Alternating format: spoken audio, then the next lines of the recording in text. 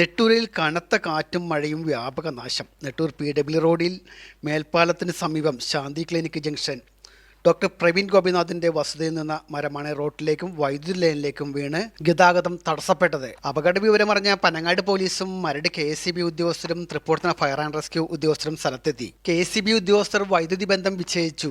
Tripunithura fire and rescue ഉദ്യോഗസ്ഥർ മരങ്ങൾ മുറിച്ചു മാറ്റി ഗതാഗതം പുനഃസ്ഥാപിച്ചു. പനങ്ങാട് പോലീസ് ഉദ്യോഗസ്ഥരുടെ സഹായത്താൽ കുറച്ചു നേരത്തെങ്കിലും ഗതാഗതം വഴിതിരിച്ചു വിടേണ്ടി വന്നു. വൈദ്യുതി ബന്ധത്തോടൊപ്പം തന്നെ ഇന്റർനെറ്റ് സംവിധാനവും തകരാറിലായി. മരട് നഗരസഭ 31ാം ഡിവിഷൻ കൗൺസിലർ ശ്രീമതി മോളി ഡെന്നി സ്ഥലത്തെത്തി തകരാറിലായ സംവിധാനങ്ങളെല്ലാം പുനഃസ്ഥാപിക്കുവാൻ വേണ്ട നടപടികൾ സ്വീകരിച്ചു. നെട്ടൂർ 1ാം ഡിവിഷനിലും 28ാം ഡിവിഷനിലും മരങ്ങൾ വൈദ്യുതി ലൈനിലേക്ക് ഒടിഞ്ഞു വീണ് നാശനഷ്ടവും വൈദ്യുതി തടസ്സവും നേരിട്ടു. നെട്ടൂരിലെ പല പ്രദേശങ്ങളിലും ഇന്റർനെറ്റ് സംവിധാനം ഇനിയും പുനഃസ്ഥാപിച്ചിട്ടില്ല. തൊട്ടടുത്ത് സ്ഥിതി ചെയ്യുന്ന ശാന്തി ക്ലിനിക്കിന്റെ പഴയ കെട്ടിടത്തിനും നാശനഷ്ടങ്ങൾ സംഭവിച്ചിട്ടുണ്ട്.